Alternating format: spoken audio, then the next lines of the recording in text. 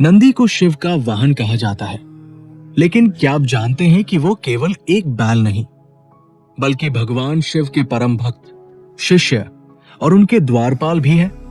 नंदी की कथा सिर्फ सेवा की नहीं, श्रद्धा और भक्ति की चरम सीमा है। पुराणों के अनुसार बहुत समय पहले शिलाद अर्शी नामक एक तपस्वी थे। वह संसार से विरक्त थे, लेकिन उन्हें एक ऐसा पुत्र चाहिए था जो अमर हो, जो केवल भगवान की सेवा में जीवन बिताए। शिलाद ने वर्षों तक तप किया और अंत में भगवान शिव प्रसन्न हुए। उन्होंने उन्हें एक दिव्य पुत्र दिया जो बैल के रूप में था, लेकिन चेतना और तपस्या से युक्त। उसका नाम रखा गया नंदी। नंदी ने बचपन से ही शिव भक्ति को अपने जीवन का लक्ष्य बना लिया। वह शिव का ध्यान करता, जप करता और उनसे एकत्व की साधना करता। एक दिन शिव ने स्वयं प्रकट होकर उसे गुरु दीक्षा दी और कहा, अब से तुम मेरे द्वारपाल, मेरा वाहन और मेरे हर यज्ञ, हर पूजा के साक्षी रहोगे। नंदी बन गए शिव के सबसे निकट।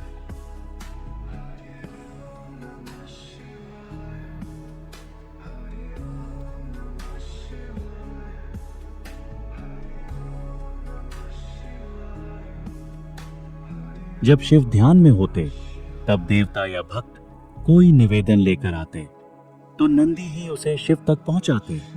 उनकी अद्भुत शक्ति थी, वे बिना बोले शिव की इच्छा जान जाते थे। हर शिव मंदिर में नंदी की मूर्ति शिवलिंग के सामने बैठी होती है, क्योंकि कहा जाता है अगर आप नंदी के कान में अपनी प्रार्थना कह दें तो वह शिव तक जरूर पहुंचती है।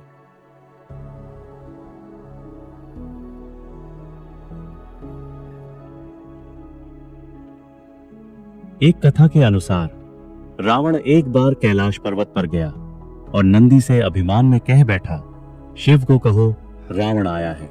नंदी को यह अपमान लगा।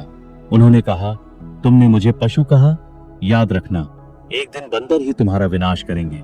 और वही हुआ। हनुमान, जो वानर थे, ने रावण के साम्राज्य को नष्ट किया। नंदी केवल भक्त नहीं थे, वे शिव के प्रेत गणों के सेनापति भी थे।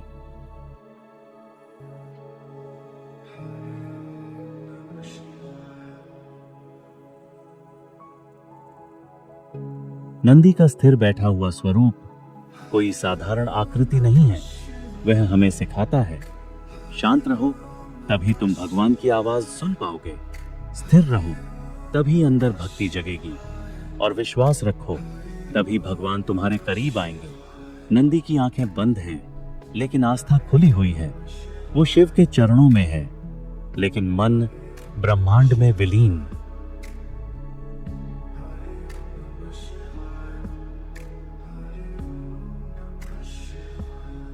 अगर आपने आज नंदी को एक नए दृष्टिकोण से देखा, सिर्फ वाहन नहीं, एक आदर्श भक्त और गुरु के सच्चे शिष्य के रूप में, तो इस वीडियो को लाइक कीजिए, कमेंट में लिखिए, हर भक्ति में हो नंदी जैसा धैर्य, और सब्सक्राइब कीजिए सनातन इंस्पिरेशंस को, क्योंकि अगली कथा में जानेंगे शिव तांडव स्तोत्र की उत्पत्ति कैसे हुई।